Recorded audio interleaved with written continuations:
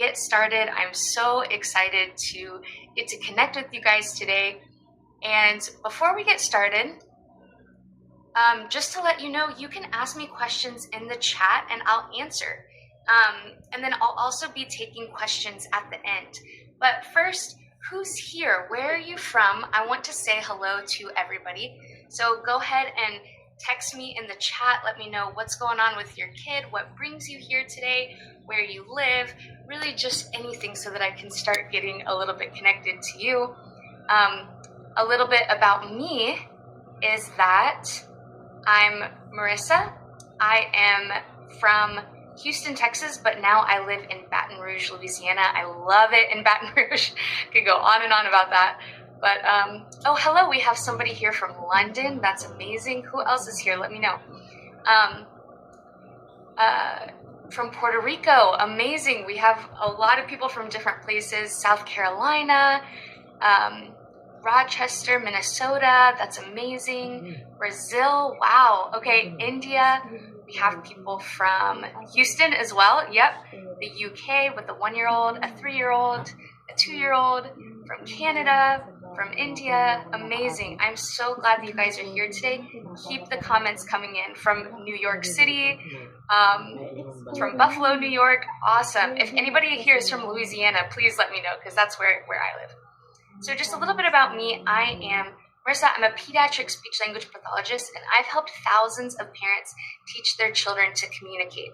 And I've done that through my practice at Rise and Sign Therapies, but also I've had millions of families view the videos that I've posted on social media. So about 4 million families every month see the videos that I post on social media. And I have 850,000 followers across my platform. So it's just been really amazing that this has really resonated with so many people. I am one of very few speech therapists who are fluent in American Sign Language. So only 0.003% of speech therapists are fluent in sign language. I have my master's degree in speech and language pathology. I have a certification and a license to practice speech language pathology. And to start us off today, I want to know what questions you have. These are questions that I typically get, and so these are the questions that we are going to spend most of our time with in this presentation. So by the end of this presentation, I really want you to have answers to a lot of these questions. So what are those questions? How can I help my toddler say words instead of grunting, whining, or leading me to things? Is my toddler on track? How can I get my child to say more words? What can we do at home to get my child to communicate? And will my child catch up? I just want to let you guys know that we are all here to support and love your child. I'm going to give you so many different things that you can do literally today to make an impact in your child's life. And so I just want to take a minute apart from my presentation to say I'm here, we can talk. I want you to feel comfortable coming to me and discussing what's going on so that we can help your toddler and I can tailor this presentation to you the best that I can. So by the end of our time together, you'll have an idea of if your child is meeting their milestones. We're going to talk about this very briefly for about 10 minutes. Then the next 20 minutes, we're going to learn the 4 steps to helping your toddler communicate. For 10 minutes, I'm going to teach you how to use those 4 steps in a specific activity. So you'll know how to teach your toddler new words with my most effective language activity. So you can try this activity today once we get off of this call. And I want to let you know that this activity is one that I use with all of the families that I work with. It's typically the first one that I do whenever I meet a new family because 9 times out of 10 kids are super motivated to do this. They absolutely love it. And I've seen in a lot of situations, kids will sometimes say or sign their first words or first few words during this activity whenever I teach it to parents. And it's something that they can do right after I leave their house. And so I think that this is going to be the perfect activity to show you guys and guide you through. And then the last 5 minutes are next steps. This is the most important part. So it's what do we do after this presentation? I highly, highly encourage you to stay for this entire presentation. Commit to staying through because it will be worth it. I'm telling you. I get so many questions after the fact when people leave early and then they're like, oh, well, I missed, what is that strategy, or what was that activity that you did? You have to stay through this whole thing.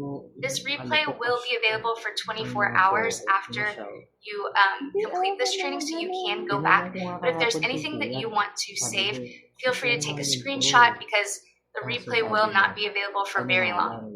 And I do that because I really want parents to focus and commit right now to get this information, because it can be really impactful for your child's development. So my goal is for you to be able to use what you learn immediately after this is over. And also, I'm going to email you in just a few days to check on your progress and see what your child is able to do even just a few days after this webinar. So whenever you get that email from me, if you respond and let me know how they did in the activity, let me know what strategies you've been using, if they've been working, and if they haven't, that's completely okay. Sometimes these things take time, and you can let me know what's going on, and so I can give you even more tips for how you may adjust it to fit the needs of your specific child. So I will respond personally. I am the one who is behind the computer. I do all of my own emails to everybody. So if you email me back whenever I send that to you, then I'm going to personally respond so we can get you the help that you need.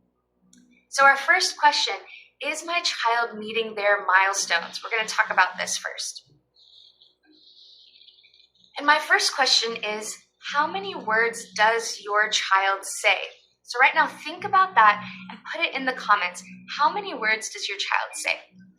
Whenever we're talking about words, we want to include words that are independent. So it is not when your child is repeating something that you've said or repeating something that they've heard. It's not an imitation. It's something that they are saying on their own. Sound effects, like uh-oh, or vroom, or animal sounds like moo or ba. Those do count as words as long as your child is doing them in context with the animal and that they're consistent. Signs are words. So signs are the same, like signed words and spoken words are exactly the same in the language centers of our brain. So even though one is through our mouth and the other is through our hands, they are still words because they're just words in another language, which is American Sign Language. All languages, or words in all languages count. So if your child is bilingual, do we have any bilingual families in here? Let me know if your child speaks multiple languages. That's amazing. Continue to speak multiple languages to your child. Let's say if you use English, Spanish, and sign language in your house, and your child is able to say milk, they can say leche, which is milk in Spanish, and they can sign, the sign for milk, then we count that as 3 words. And then words that are mispronounced, but they're consistent, those also count. So if your child says ba for ball, then that is going to count. If they say da for dog, that will still count. So even if there's errors in what they're saying, as long as it's consistent, that counts as a word.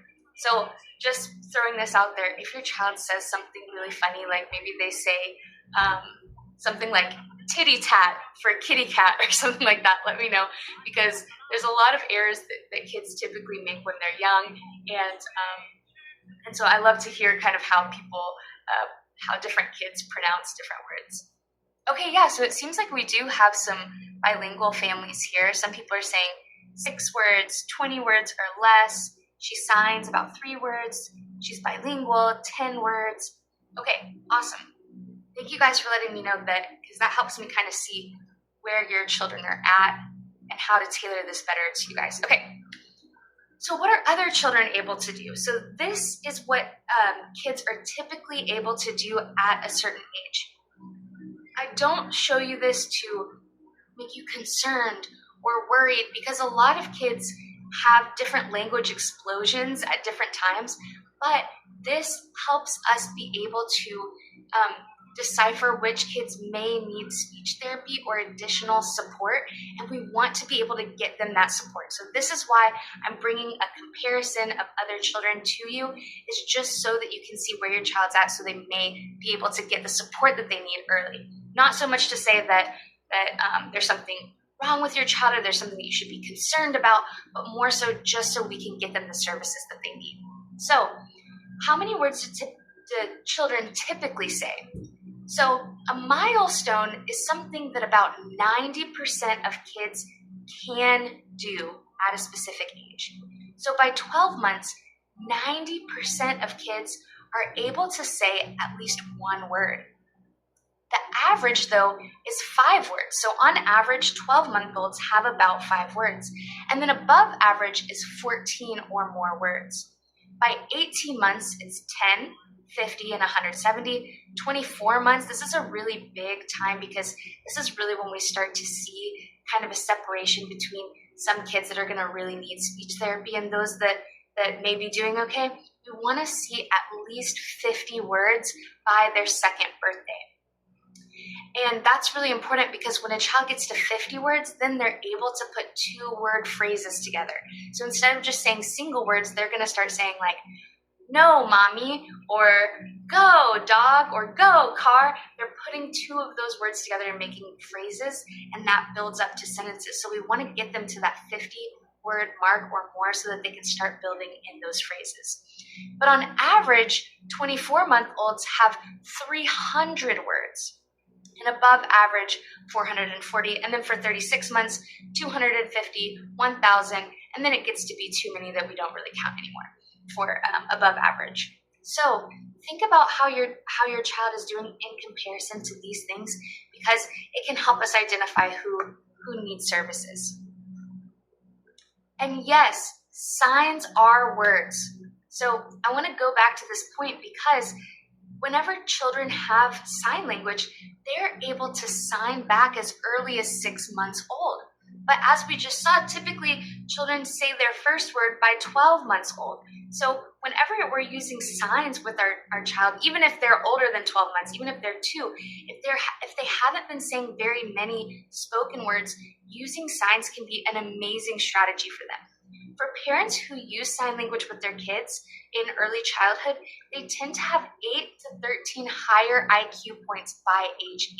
So that's amazing that whenever they get sign language early, it actually affects a lot of different developmental areas of their life.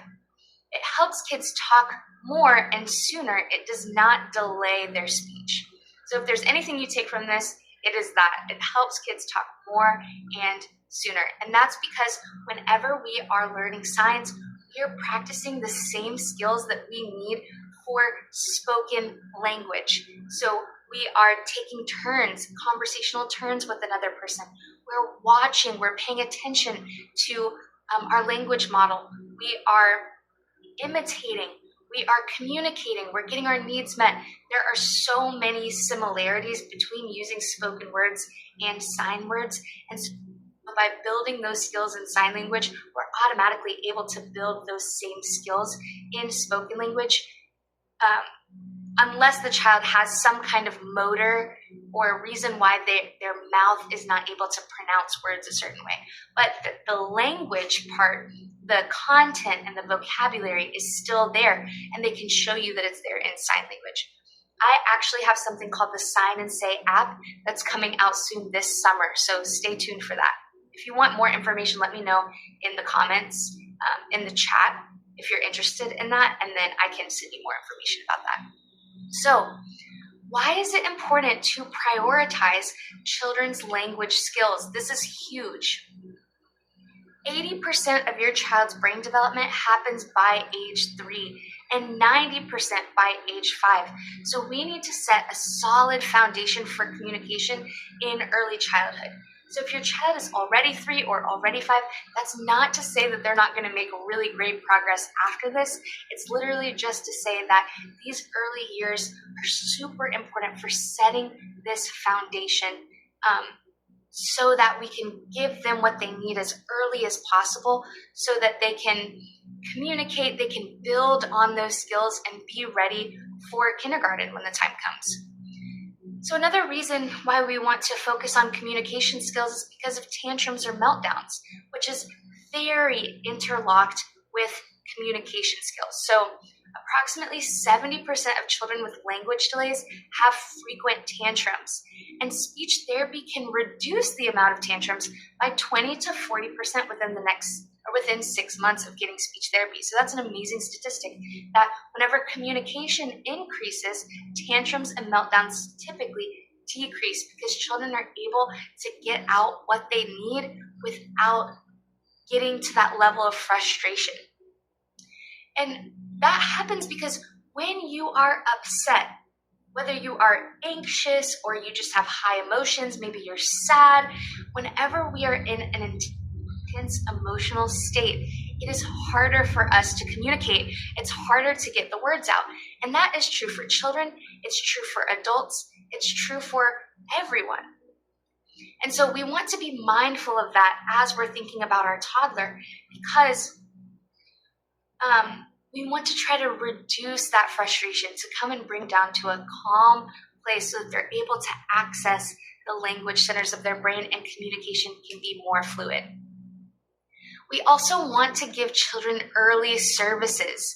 So whenever children receive early intervention, so through speech therapy or maybe some other kind of service, before age 3, they're 2 to 3 times more likely to reach their developmental milestones. Isn't that amazing that whenever they're given that support, then they're able to reach their milestones so much sooner, and we can help them get on track closer to their age-matched peers. And then also a study found that children who received early services, they were 30% less likely to need special education services when they entered school. So whenever we get kids these services early, we come in and we give them that support and that boost so that by the time they get into school, they are caught up with their same age match peers. And I really very gently want to know, what is the biggest challenge related to your toddler's communication or to the kids that you work with if you're here as a speech therapist or somebody else? What is something that has been a challenge? So I'm putting out a poll right now.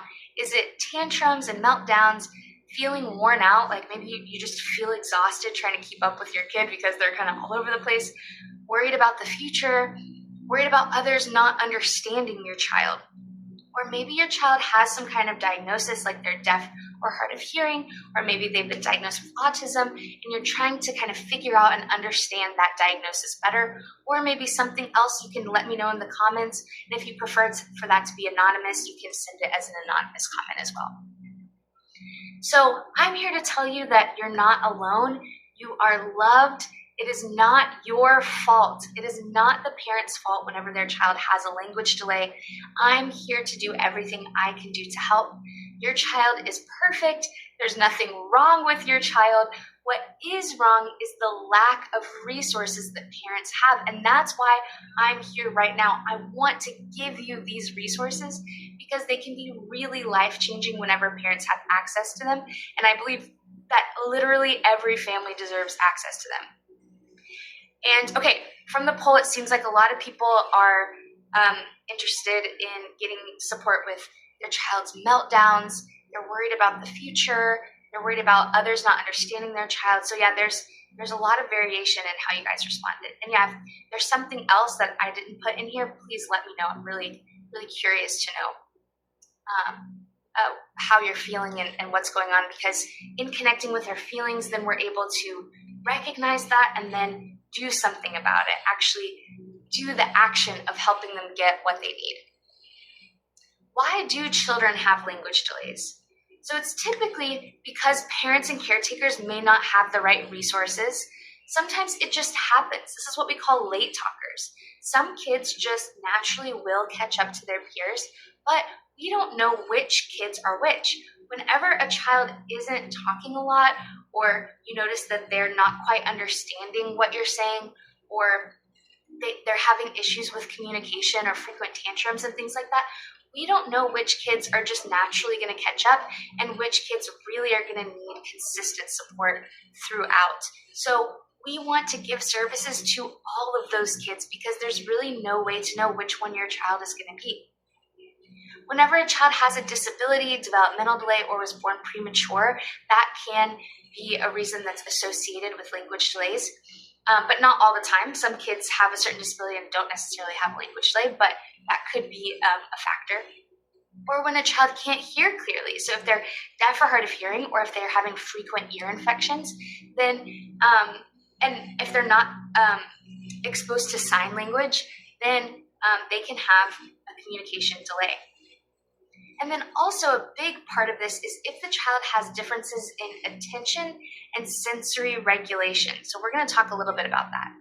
So sensory regulation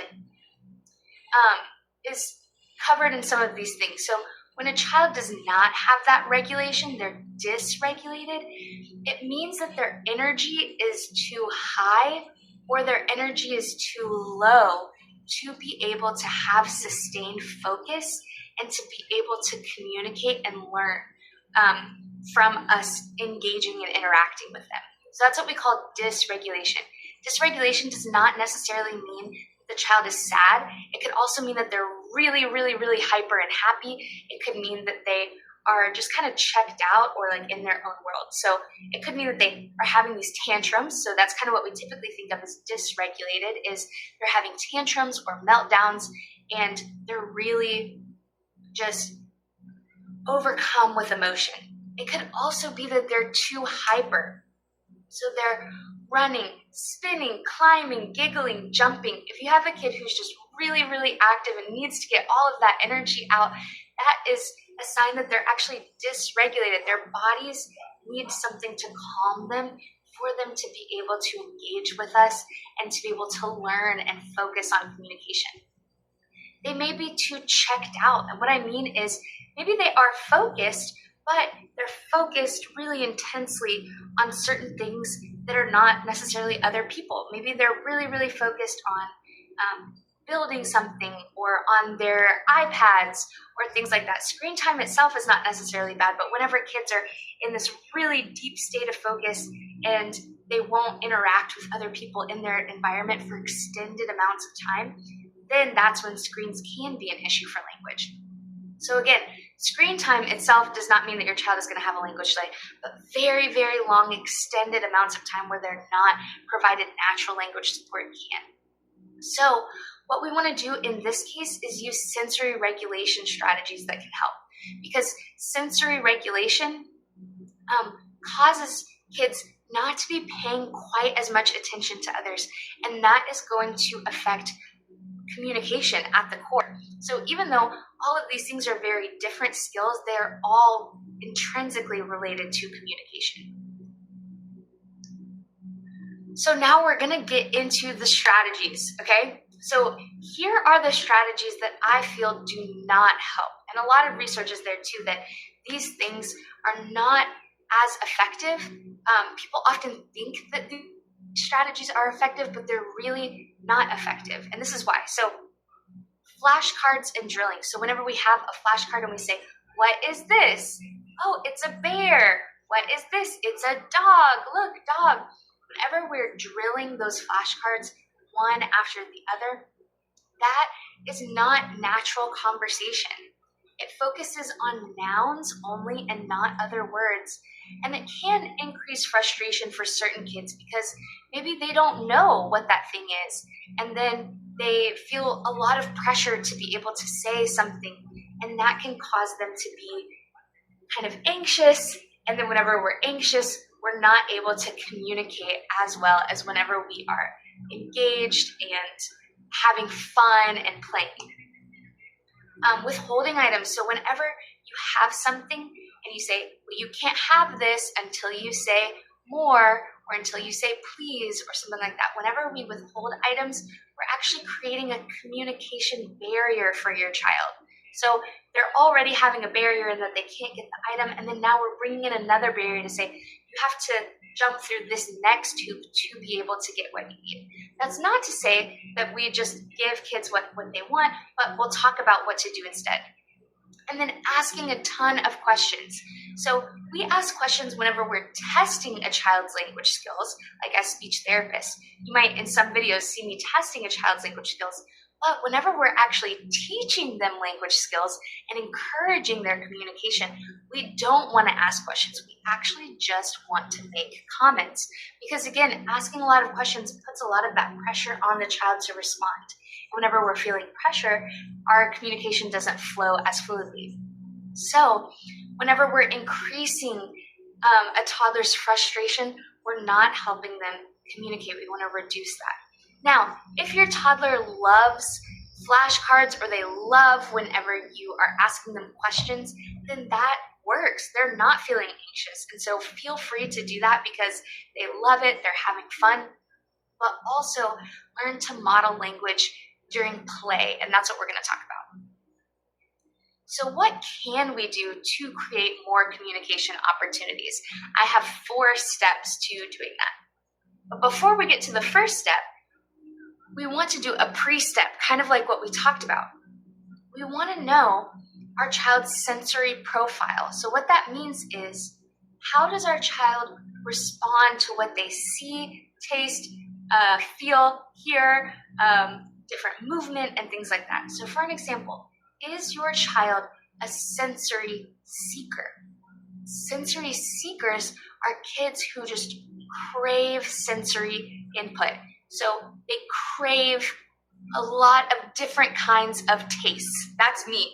I love trying different kinds of food. So these are the kids who just always are having things in their mouth, right? They're chewing on things, they're chewing on their shirt, and just like always putting different things in their mouth. These are kids that are running and jumping and spinning, and they're really active, they're really hyper because they're seeking, they're wanting that movement and that feeling in their body of moving around. So this picture here, I'm assuming, is probably a little sensory seeker who is really excited and running around. Sensory seekers can also really like making sounds and kind of babbling to themselves because they're seeking that input, that auditory input. They want to be able to hear more things, and so they're keeping themselves busy with that. Or is your child more sensory sensitive? That's kids who they don't like to try a whole lot of different foods. Maybe whenever they feel a certain texture, they want to clean their hands or they don't want to touch it anymore. Or maybe they're sensory sensitive and that if they hear a really loud sound, they're going to be covering their ears. They don't want to hear that sound. Or we have kids of what I call sensory unaware. The technical term is high threshold, low registration. Those are kids who are just kind of checked out. They're kids who don't register when they're feeling something. So they don't really know when they're hungry. They might not be able to recognize if they need to use the bathroom. They may fall down and then get right back up because they don't really sense pain very much. So they're not really aware of the sensory input that's around them. So whenever we know your child's sensory profile, that's like a whole bunch of questions about how they respond to different sensory things. Then we can make a plan for, okay, how can we match this child? How can we pick an activity for this child that can help them be regulated so that we can get them to focus, we can get their attention, we can sustain their attention, we can help them have more interaction with us, because whenever kids are too high energy, they're not able to come to our level and focus. Whenever they are sensitive, there's too much going on, they're probably going to be in a sense of meltdown. They're just exhausted and overstimulated. And so whenever we can get them in that ideal mood to be able to learn language, it can really help them.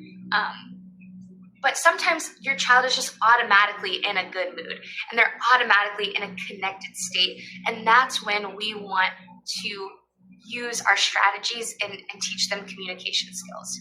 So my step number 1 is to pick an activity. And whenever you're thinking whenever you're thinking of an activity to choose, think, what does your child like to do? What makes them laugh? What are you already doing? What activity can meet those sensory needs so that they're able to access communication skills? So if your child is low energy, we can be doing something really high energy, like throwing them on the couch. If they are high energy, then we can help bring down that by using pillows and squishing them with pillows and doing different things to kind of calm their body down, be doing breathing exercises and things to help get them in this state. But most importantly, whatever activity it is, it just should be fun.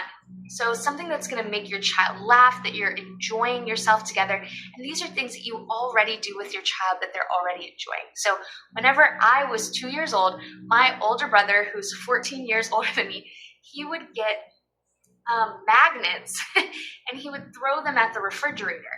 And I thought that that was the most hilarious thing that I've ever seen in my life. And so I would laugh, I would giggle, we would throw those onto the refrigerator together. That would be an amazing activity to pick for language because we could be targeting a lot of different words. So let me know in the chat, what is something that your child really enjoys doing? Do they like singing songs? Do they like jumping on the bed? Do they like playing outside on the slide, things like that? What is your child's favorite thing? What's something that's just going to like make them laugh hysterically at any given moment? That's what I want to think about as an activity. So here are some of my favorites, and just to know, these do not have to add any time to your day. So all of these activities could just be as you're typically playing with your child, as you are doing your meal time or bath time. Bath time is a great way to involve your child's senses with the water splashing and different things. It can be really exciting to focus on communication skills during bath time. Washing dishes, singing in the car. What time of day is your child the most involved? Debbie said running and jumping. Dylan, jumping on the bed. Yes, I love that. I do that as a speech therapy activity all the time, just jumping on the bed. Rough play, wrestling, playing outside. Yes, singing songs, climbing on things, listening to songs. Absolutely. Those are all great activities to target language skills. So whenever we have our activity, we want to model certain specific language skills. So whenever we're modeling words, we don't only want to model words, we also want to model sounds and gestures. So maybe I take a sip of my water and I say, ooh, it's cold. My water's cold. Look, feel it. And I have them touch the water. Ooh, it's cold. So I'm modeling words like cold.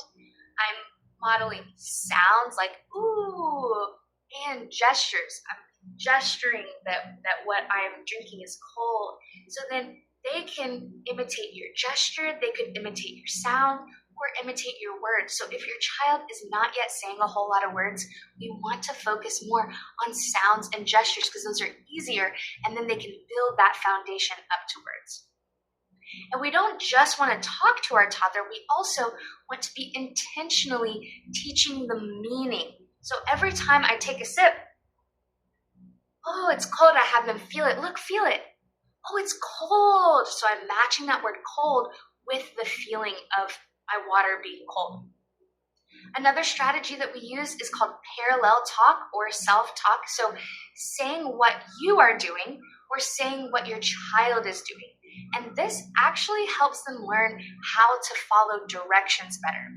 So for an example, if you're playing in the bath and your child has a cup and they're pouring out water, every time they pour something out, you are saying what they're doing. So you say, pour it out, pour it out. And so you're doing that over and over again.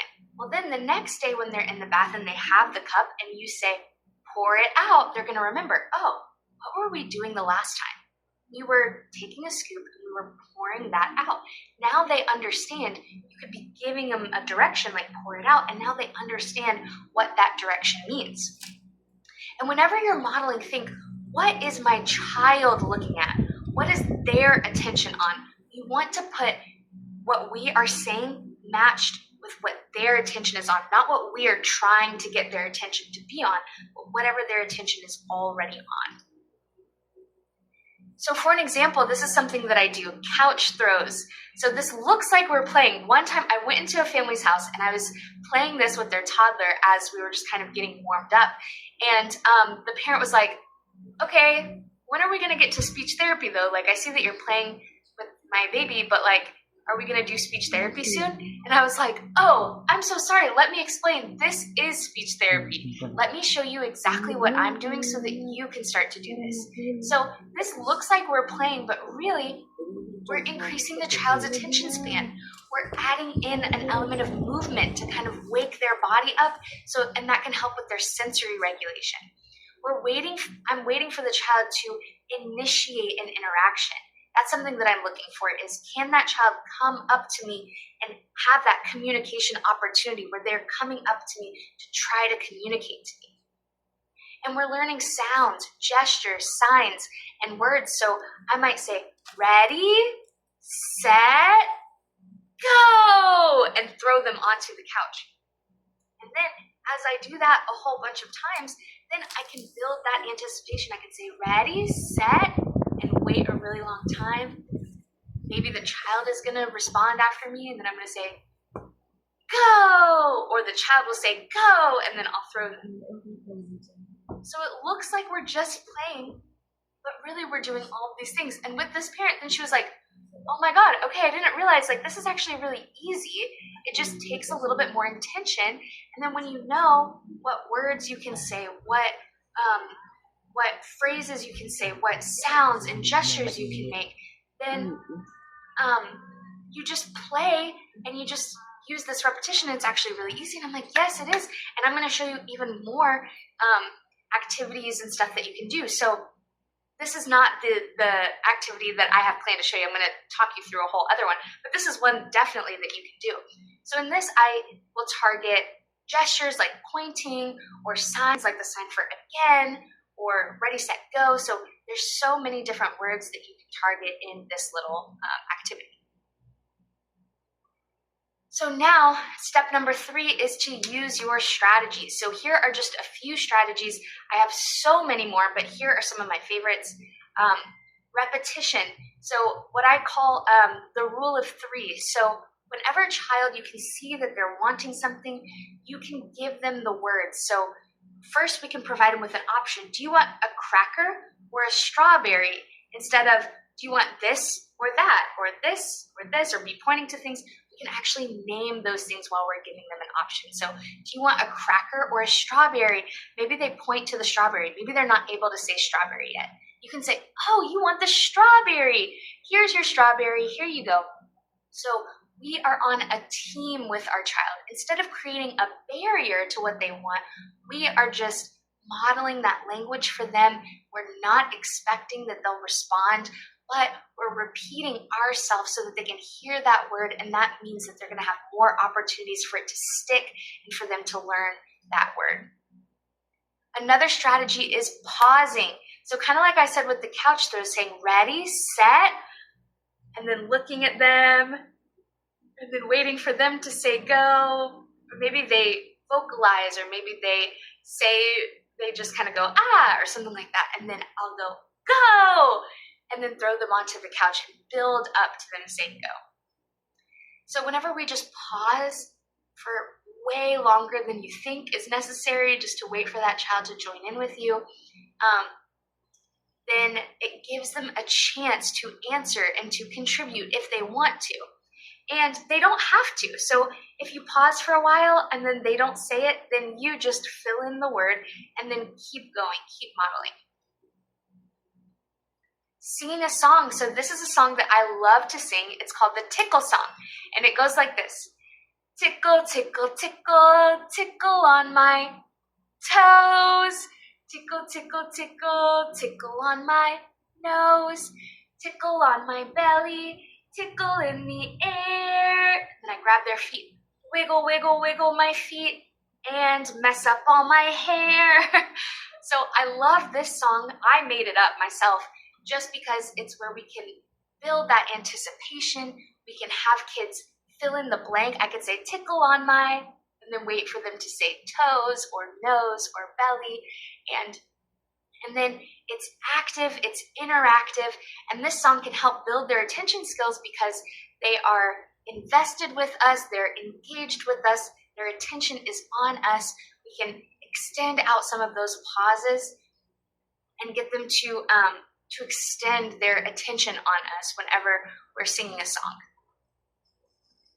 And another strategy, if your kid is already saying some words, you can expand on what they say. So if they say Nana, you can say, I want a banana. Here you go, here's your banana. Or if they say no doggy, you could say, no doggy, that's my shoe. Or sometimes they might mess up what they say. Maybe instead of spoon, they say poon. They might say, I need a poon. And instead of saying, no, that's not how you say spoon, and kind of correcting them, instead we can affirm what it is that they need. Yes, you do need a spoon to eat your yogurt. You need a spoon. So we can be modeling that back to them. And step number 4 is listen, watch, wait. If they don't imitate, that's okay. Just keep on modeling. Maintain that connection and enjoyment. So whenever we're doing this, it does not mean that you have to be constantly talking to your toddler all throughout the day. No, we do want to add in those pauses.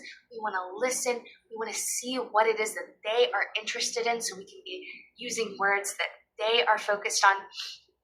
And most of all, we want to just maintain that connection and that enjoyment. So why is it so important that you learn these strategies and use these strategies at home? It's because whenever you learn these and use these, it just becomes like second nature. You can teach your toddler new words and help them stay regulated all day before these like big meltdowns start to happen.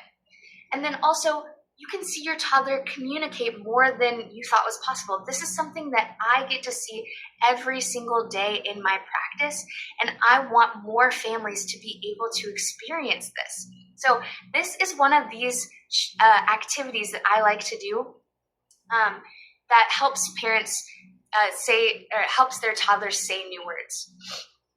So this is the stop and go game. And here are some of the words that I target whenever I do this game. So if you want to take a picture of this really quick, stop, go, wait, jump, fast, slow, again, or all done.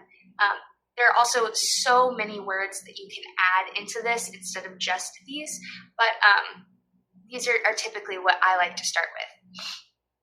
So go ahead and take a screenshot real quick, or maybe write down. Okay, moving on. I'm going through quick because I want to keep y'all's attention. So phase 1, with this game, I want you to hold your toddler and you're going to say or sign go. So this is the sign for go. I'm going to actually stop sharing. Go. So 2 fingers. Go. So in saying or signing go, then you're going to just scurry just a little bit so that they can pair that meaning of go with scurrying just a little bit and start to get them in the mood. Start to get them in that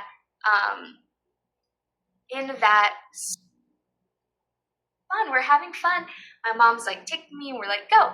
And then you can say, stop, and then go, stop, and model that over and over and over again so that they hear those words, they start to pair it with the meaning. I want you to do that at least 5 times, but some kids require it a whole lot of times. Get them kind of warmed up where they're smiling and they're looking at you and they're having fun. Then you can wait for them to say it. So ready, set, and then wait for them to say it. If they say it, then go. And then you can add in more words as you go along. So go, stop, wait, fast, go fast, scurry, scurry, scurry, scurry, stop. Or go slow, or jump, jump, jump. So we're adding in those words as we go.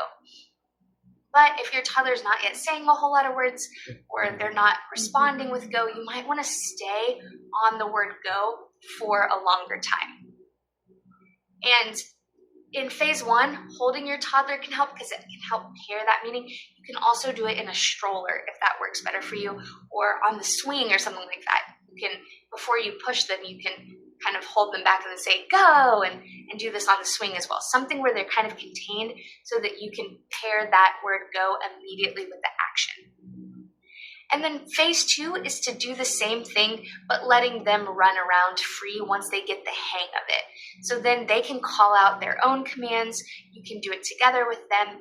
And this is really a game to help them listen and follow directions when you're in the grocery store. For you to say, wait, stop. Then they think that they're playing a game, but really you're telling them stop, and then they're going to stop, hopefully in the grocery store, just enough for you to catch up with them. And then you can go along. So we want kids to be able to understand what it means when we say wait, or when we say stop, or when we say slow. So then they can understand that meaning. They're going to be more likely to follow that direction. So try this out literally today. Let me know how it goes when you try it. So who plans to do that today? Let me know in the chat if you plan to do that, and if you think that this could be something that your toddler would enjoy. Let me know if you're going to plan to do that. Okay, will my child catch up? This is a really good conversation to have, because a lot of parents ask me this, so I really want to say this.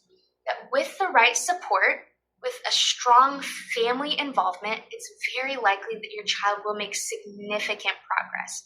So children in speech therapy, and this includes, when parents are involved in this process, they can achieve a 30 to 80% improvement in their language skills. So sometimes children can do something in speech therapy, but that does not necessarily mean that they're going to use that same skill in everyday life. So that's called generalization. We want them to use the skills to say the words that they are saying in speech therapy, to say those words just out in their everyday life. And so when parents are coached on these strategies, generalization jumps to 70 to 90%.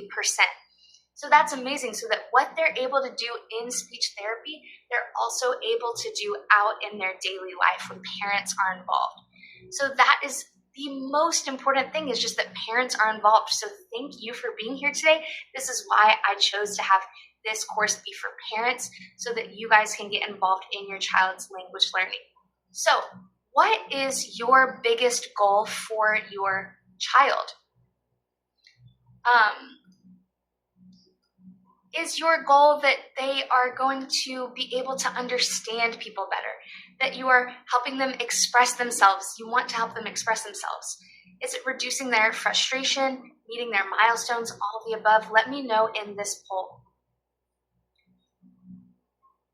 Okay, so this is the most important part of the training, because this is what do we do now? So please do not leave this training without hearing this next part. We're going to talk about what your next steps are and some barriers that you might come across in taking these next steps, okay? So if you have kind of been checked out for a little bit, if you're washing your dishes or something, come back to me, because this is really what I want to leave you with, is this last part. What can we do now? So you can go and pursue speech therapy. Please do. If you feel like your toddler needs some extra support, reach out and get a speech therapy evaluation. I know we have people from different places. I don't know what the process is outside of the United States. So this is talking about the United States. But in the United States, some kids qualify for speech therapy and some don't. So if you qualify, it means that your child really does need that extra support. They're in kind of the lower range, and so they're probably going to qualify, so that we can give those resources to the kids that need it most. But also sometimes kids don't quite qualify, but there's still so much more that we need to be doing to get them to build their communication skills. So even if you don't qualify for speech therapy, that doesn't necessarily mean that your kid doesn't need a little bit more support with their language skills. It just means that the government or the insurance companies are not going to provide that to your child, because there are other children who need it more desperately, and there's just limited resources. So a lot of speech therapists have wait lists from 2 months all the way up to a year or beyond that. So in certain areas, people can be on wait lists for a really long time. And like we said, 80% of your child's brain development happens by age 3. Well, being on a wait list for a few months, that could really make a difference in that child being able to catch up by school age. So I want to be able to give kids more services out there because these wait lists are really getting out of hand. So if you're on a wait list, let me know, because in the last, when I did this training yesterday, people were like, oh, I've been on a wait list for 6 months. I've been on a wait list for 8 months. And that just should not happen. And also, speech therapy can be expensive. So speech therapy sessions can cost $100, sometimes $200 for a session. And so for regular sessions, that could be $10,000 to $20,000 a year if you don't have the right insurance, or if the speech therapist in your area doesn't take your insurance. And then even with insurance, deductibles can be really high right now. If you have Medicaid, services should be free in the United States, although just to note that there has been a freeze. We're not 100% sure if it's going to affect Medicaid right now, so stay tuned for that. But there's been a freeze to a lot of government spending at the moment, so be mindful of that. Speech therapy is only, typically 1 or 2 sessions for 30 or 60 minutes. So children need a whole lot more just than that little amount of time to be focused on communication. Parents can't always attend those speech therapy sessions because of their schedule. Maybe they work during the day, but their child goes to speech therapy at school or at daycare. And then some clinic policies, even if you go to a clinic to get speech therapy, some clinics don't allow parents to be in the room. So then the parents are not getting the strategies that they need to be able to do those same strategies at home. And not all speech therapists use research-based, play-based, up-to-date techniques. So there are a ton of amazing speech therapists out there, do not get me wrong, but it also just depends on the therapist, if they're keeping up with research-based methods or if they're still using some outdated methods. All of those things can really have a big impact on if speech therapy is working for your kid. So me and my friend Courtney, she is an occupational therapist. We are very close, and so we would be calling each other, and she also has a big social media following. She has 300,000 followers or more on Instagram and more on TikTok. And we get messages every single day like, hey, can I work with you one-on-one? I want services. And I have to tell people, no, I am so overbooked. My wait list is just astronomical right now, which is why I'm doing these trainings so I can get more of these resources out there. But we were talking, we were like, look, how can we help more parents learn these strategies sooner, quicker, cheaper, when we can't take them all as one-on-one clients? And this doesn't mean that these people shouldn't go and get speech therapy somewhere else. Definitely pursue that. But what can we do in the meantime when they're not able to access these resources? Or what can we do while they're also still getting these resources so that they can learn from therapists who do keep up with current research and who are really involved and fun in teaching parents how to use these skills? So we have a class called Rise and Regulate that we are offering. So this class, I'm putting up the link to it right now. It's going to be on March 5th from 9 to 12 a.m. Central Standard Time. And if you can't make it live, that is totally okay. We are going to email you recordings, and you're going to have lifetime access to those recordings. So this recording today is only available for the next 24 hours, but with this, you'll have access to those videos forever. So if you want to check out Courtney, her handle is CourtneyEnglish.ot on Instagram. She is absolutely incredible, and she has taught me so much. She is a specialist in these sensory regulation strategies. And so these sensory regulation strategies have so much value whenever we're talking about communication. So in this course, we're going to guide you through learning your child's sensory profile. We're going to teach you different activities to increase their communication, like the stop and go game. I have a host of different activities to teach you and to guide you through. She's going to give you activities that help calm your child's nervous system, preventing overstimulation and meltdowns, and increasing that attention and socialization piece. So whenever our children are regulated, they're more likely to pay attention, and they're more likely to engage with others around them. They're less likely to be in their own world or just be running around crazy. And then we are going to show you research-based tips and tricks that we've used with hundreds of clients to help them regulate and communicate. So this is not just something that you can Google.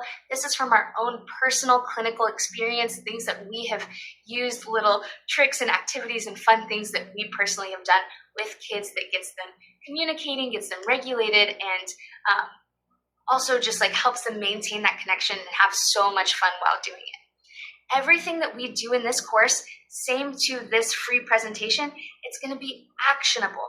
You're going to have things that you can do throughout your day so that when you think to yourself, okay, my child has a language delay, or I want to teach my child communication skills. What do I do? You're going to be like, oh, I can do the stop and go game. Oh, I can do the sleep and wake up game. I can do couch throws. I can try this before bed so that it helps regulate them before they go to sleep. I can do this activity before we go to the grocery store because I know that that's a time when my child is dysregulated, so I can prevent them from having that tantrum. So these are all the things that we're going to guide you through. It is things that you can actually do. We're not going to get too high into all this theory. We're going to bring it down to, okay, what does this look like in your day-to-day life? This is not a replacement for speech therapy. Whenever you get personalized services, that can be amazing, but this is just something in addition to, or when you can't access speech therapy, this is something that you can do. So here is, the rise and regulate. Okay. So we've followed up with families after taking the course. We've done this course once before, and it was incredible. We did this last year, and so now we're kind of revamping it for this year. But just a few weeks after taking the course, we sent out emails to say, hey, how's it going? How's your child doing? And we got really great feedback. This is just a few of them, as many as I could fit on the slide. So somebody said that their son, who is 2.5 years old, caught up on his 2.5 assessment. So they took our class when he was 18 months, and now he's caught up by his 2.5 assessment. This person said it was amazing to understand in just over 5 weeks how much progress he's been doing. So 7 weeks ago, he wasn't paying much attention. He wasn't talking. And today we're using sentences. We're building on 2-word sentences. We're following these 2-step directions. He's more sociable. He's dancing and singing and doing the gestures and going with the rhythm. So this class made me realize just how important our effort is in modeling.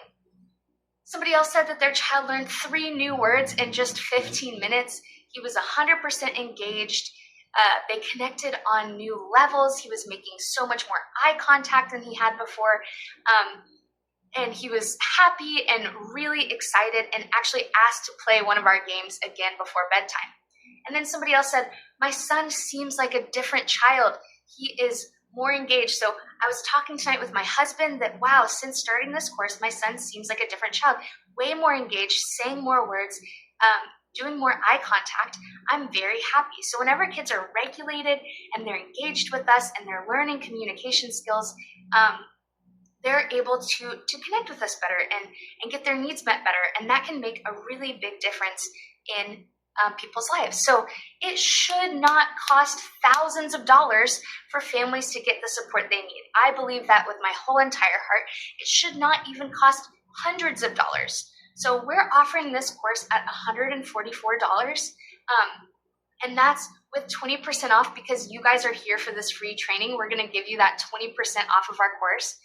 And if you need a payment plan, that's also totally okay. You don't have to pay any more with the payment plan, but you can also do 3 payments of $48.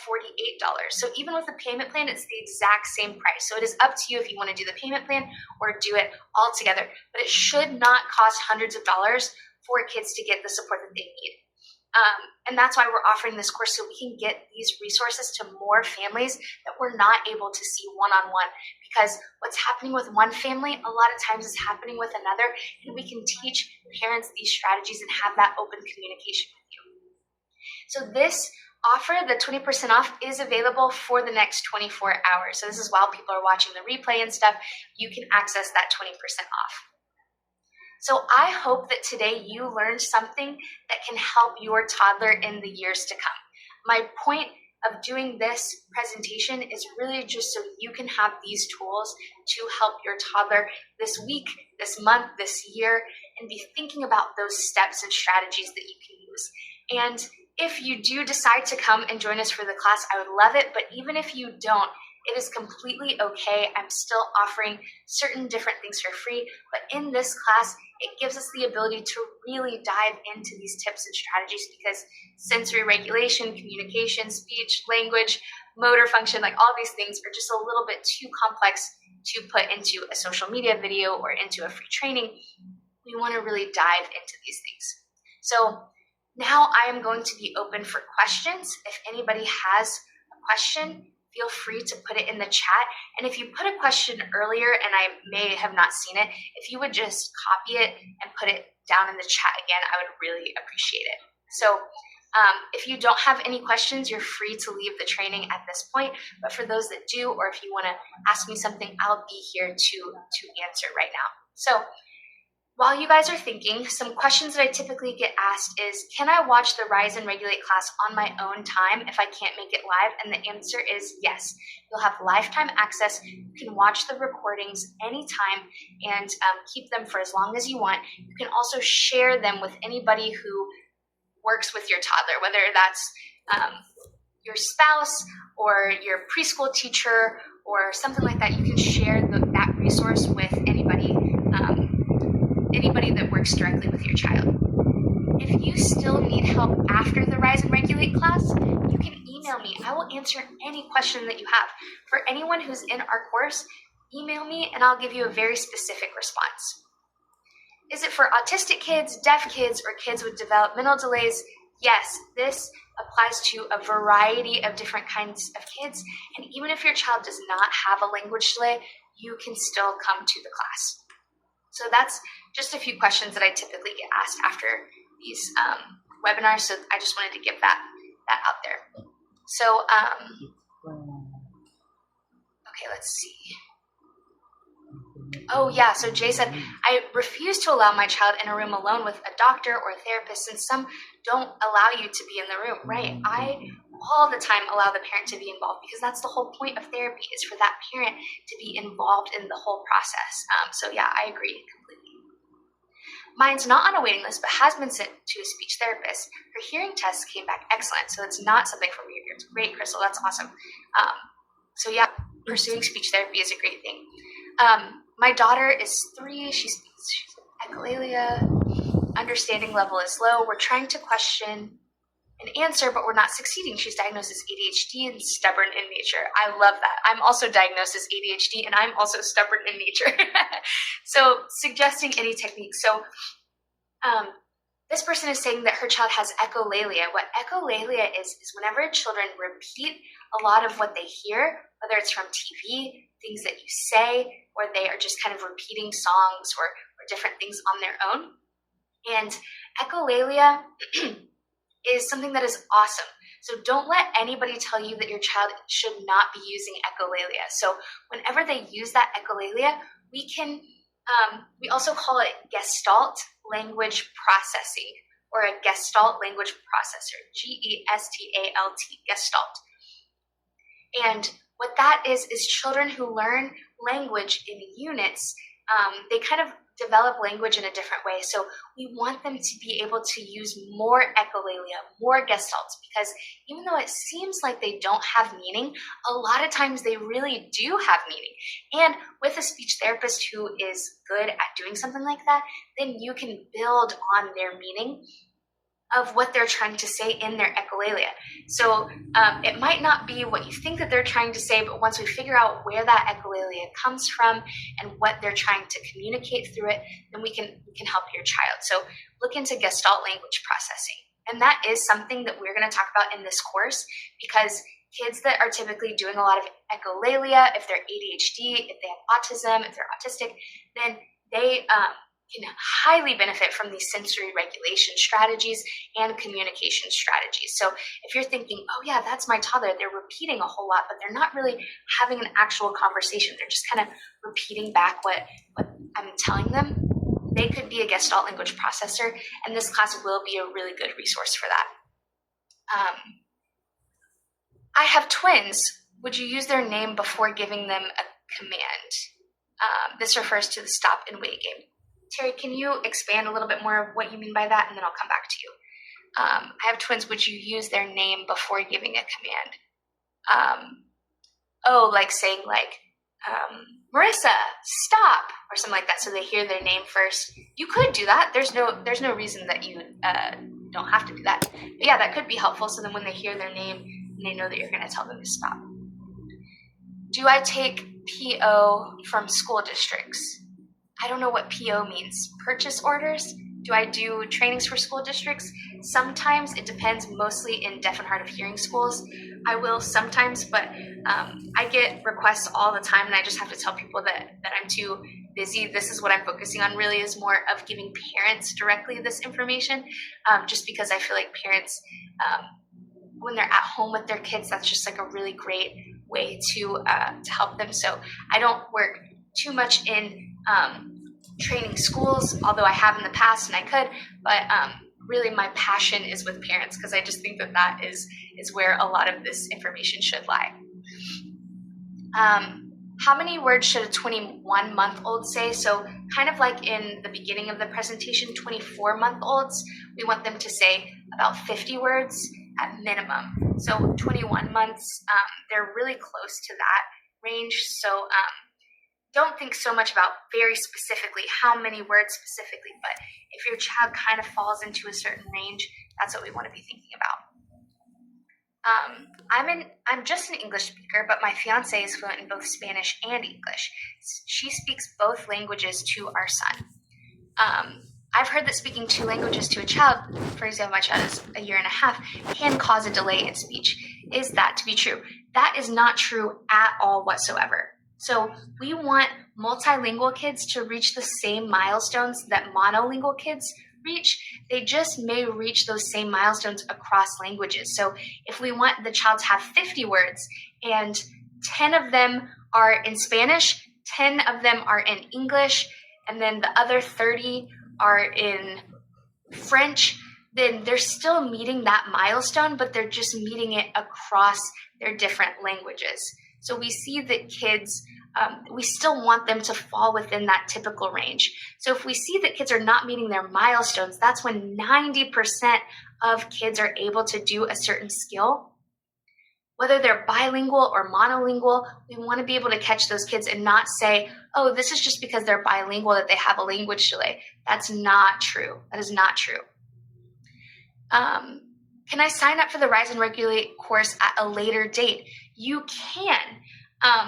The 20% off is available for the next 24 hours, but so really if 24 hours is not long enough and you really, really want to come, but you just can't sign up today, email me, let me know, and maybe we can work something out. But I really prefer that if you're committed to doing this and you really want to show up, then go ahead and sign up and let's get going. It's going to be amazing, and it'll give you the skills that you need to help your toddler develop those skills. My son will be 3 in February. He's on a waiting list, but because it's taken months, we're still waiting. He's now forming up to 4 to 5 word sentences, but most words are not formed accurately. So he can't say certain sounds. He can't say his S sound.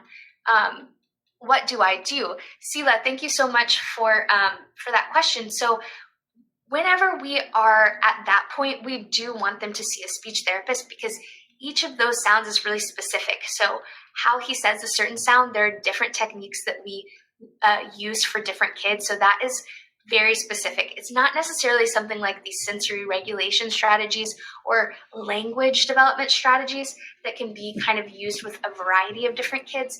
That really depends on your child's, how they're pronouncing words. So something to be aware of is that in this class, we're not talking about pronouncing words. We'll talk about that a little bit, but that really requires an individual evaluation. So I would say just be waiting on speech therapy, whenever you hear him say something not accurately, then just kind of slowing down and giving him that model while affirming what he's saying. Instead of saying no, it's not, we don't say poon, it's spoon.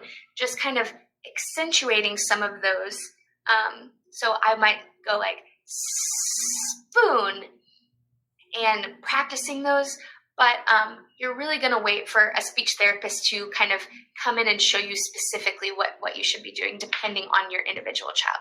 I work in early Head Start and have parents ask what they can do to help their child speak. This has been amazing. What would be good for a 0 to 12-month-old activity if they don't feel comfortable with sign? Really, any activity that you do with a baby, that can be just like singing a little song. That can be just playing with a little toy. So maybe it's like you have something that you put a cup onto something else or whatever, you could put it on. So you're like modeling those words with the child while they're doing whatever little activity that they're doing. And if the family isn't comfortable with sign, then I would hope that they would just get more comfortable. Learning a sign like more or please or go or things like that, they're very easy to do whenever you're just adding in a few signs, and they can really have that really big impact. Is your course something that can be done from the UK? Yes, absolutely. So you can still take the course from the UK. And even if the timing, I don't know, it would probably be in the evening for you guys or something maybe, but you can watch it on your own time. My 4-year-old son is nonverbal autism and will not sign. Is there anything I can do to encourage signing other than repetition?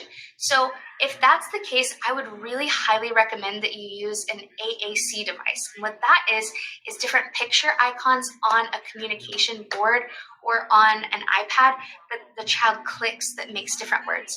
You're gonna need a specialist to help you figure out how to use that appropriately, but if you get them on an AAC device, that can really help bridge the gap of their communication.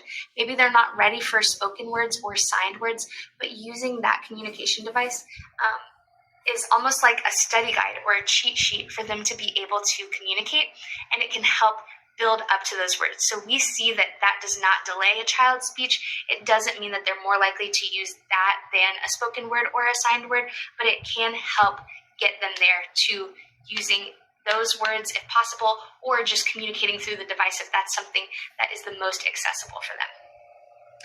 Thank you guys so much for being here. I appreciate it. And so because you're attending live, I'm going to email you with a free gift, so be looking in your inbox for that.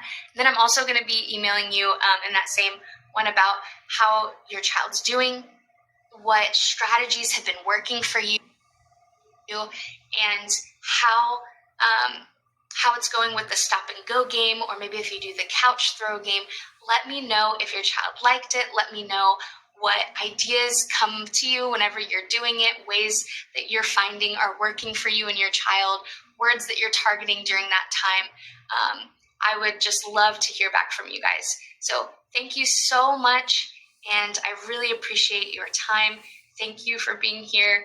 I love you very much, and we'll keep in touch either through this class or on social media. So thank you guys. Thank you, Allie. Thank you, Sarah. Thank you, Terry. Thank you, Francesca. Thank you, Catherine. Thank you, Sarah. Thank you, Kiara. Thank you, Sela. Thank you, Debbie. Thank you, Jay. Thank you, Maria. Thank you, Namrata. I really appreciate you guys being here. Okay, I'm sorry if I didn't say your name, but I love you guys. Thank you, and talk to you soon. Bye. Bye.